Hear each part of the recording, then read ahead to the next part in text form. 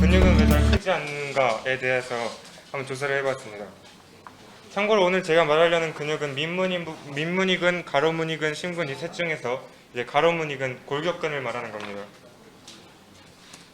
목차는 다음과 같습니다. 뭐야. 먼저 두 인물을 비교해 보겠습니다. 예. 둘 다 빵빵하지만 왼쪽은 살, 즉 지방으로 가득 차 있고 오른쪽은 근육으로 가득 차 있습니다. 이제 단지 부피로만 비교해 보자면 큰 차이가 없어 보일지도 모르지만 왼쪽은 그냥 먹고 자고 싸면은 되는 전형적인 돼지인 반면 오른쪽에는 막 시즌기엔 4시간 이상씩 운동하고 이제 먹는 것도 조절을 해가며 심지어는 부작용이 큰 약까지 꼽아가며 하는 노력을 보여 만든 몸입니다. 그만큼 우리 몸에서 지방은 되게 잘 알아서 붙는데 근육은 별짓을 다 해야 이제 그 양이 유지라도 되지 심지어는 손실까지 일어납니다. 그렇다면 왜 지방은 근육에 비해서 잘 붙고 반대로 근육은 지방에 비해서 잘 안 붙을까요? 그 이유는 간단합니다. 인간의 몸은 사실 근육을 별로 하지 않습니다.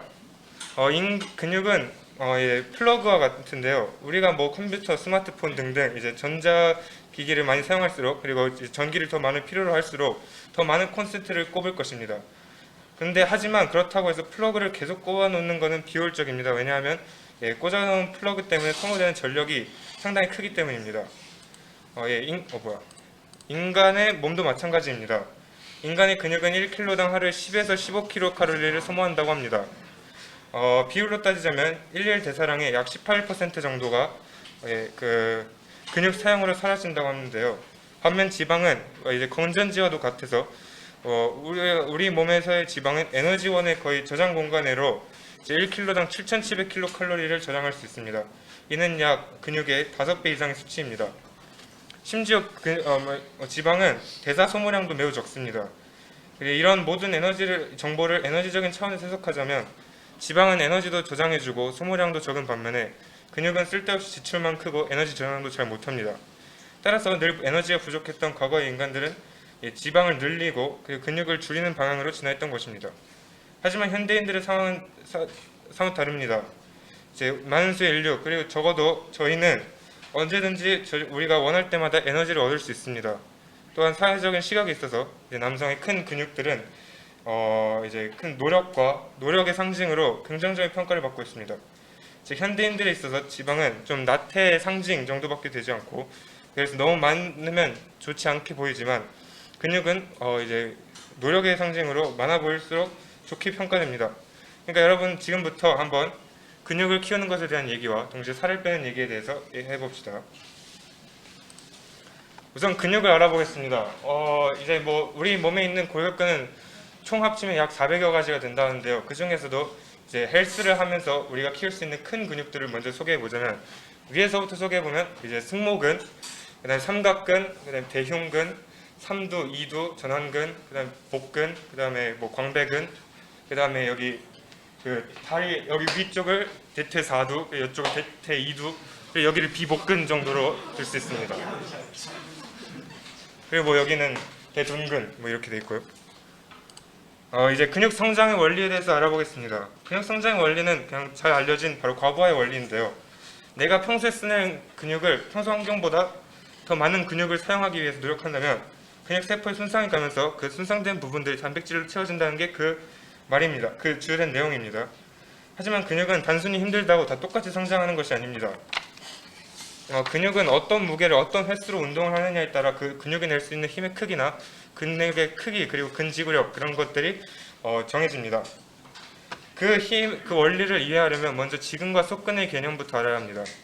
우선 가로무늬근은 지근과 속근이 두 가지 그리고 중간근 이런 약간의 애매한 게 있긴 하지만 아무튼 이 두 가지로 나눌 수 있는데 이제 지근은 속근보다 느리게 수축하며 적은 힘을 내지만 미토콘드리아를 많이 가지고 있어서 산소 운반에 도움을 많이 받고 그래서 피로에 대한 저항력이 큽니다.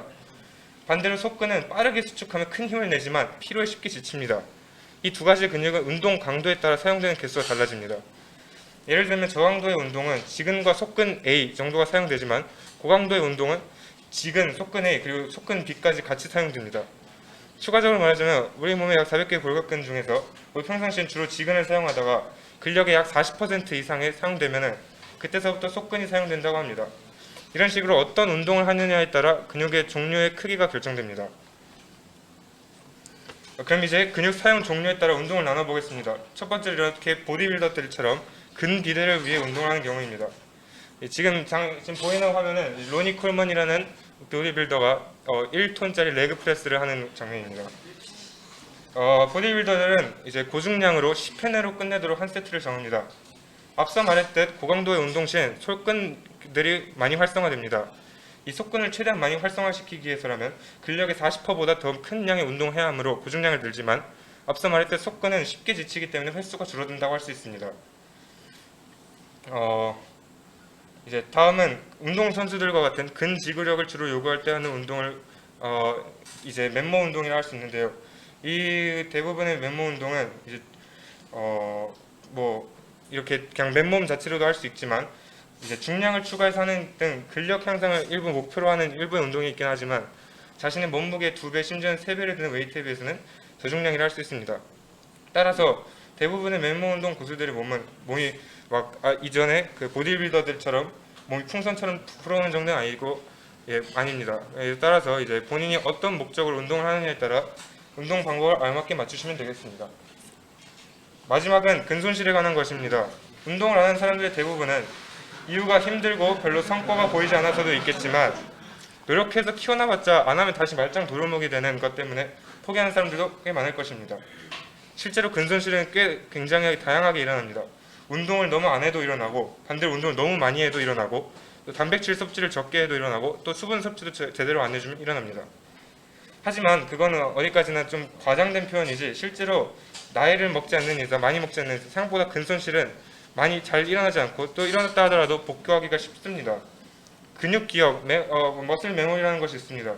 우리가 한번 키웠던 근육은 손실이 일어났다 하더라도 우리 몸이 기억하고 있어서 다시 조금만 운동하면 손실되었던 근육이 좀 더 쉽게 회복된다는 원리입니다. 이는 마치 앞서 말했던 플러그를 처음에 사는 것은 힘들지만 나중에 안 쓸 땐 집 한 구석에 뭐 아무데나 놨다가 다시 보관할 때 꺼내는 것이 좀 더 쉬운 것과 같습니다. 그리고 시간상으로도 근손실은 크게 일어나지 않습니다. 실제로 근손실이 일어났기까지 운동을 하지 않는다라고 하면 적어도 3주 이상을 하지 않아야 합니다. 그리고 오히려 2주까지는 근육의 회복과 함께 오히려 근육의 강도가 증가한다고 합니다. 여러분, 저희 같은 이제 지금 청소년들은 사실 과장해서 말한다면 약을 꽂고 있는 것과 같습니다. 우리 성장 호르몬이 많이 과다하게 분비되기 때문에 이런 보디빌더의 몸을 해치면서까지 약물을 투여할 때 우리는 몸 하나 해치지 않고 근육을 빠르게 키울 수 있습니다. 또 한 번 키운 근육은 이후에 유지만 잘해준다면 평생 가니 지금부터 근육을 키우기에 가장 적당한 시기라고 생각합니다. 그러니까 여러분도 항상 쇳덩이 보기를 돌같이 합시다. 감사합니다. 뭐 일단은 효율 때문에 인간은 근육보다 지방을 많이 필요로 한다. 그래서 사실 밤에 라면 먹고 이렇게 자거나 오늘 그 점심 때 나온 피자 같은 거 막 먹으면은 이게 근육이 막 붙으면 얼마나 좋겠어요, 그렇죠? 근데 그렇지가 않고 이렇게 지방이 붙죠.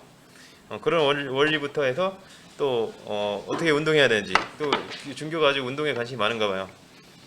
저도 아주 많이 배웠습니다. 잘했습니다. 재밌고 아주 유익한 그렇네요.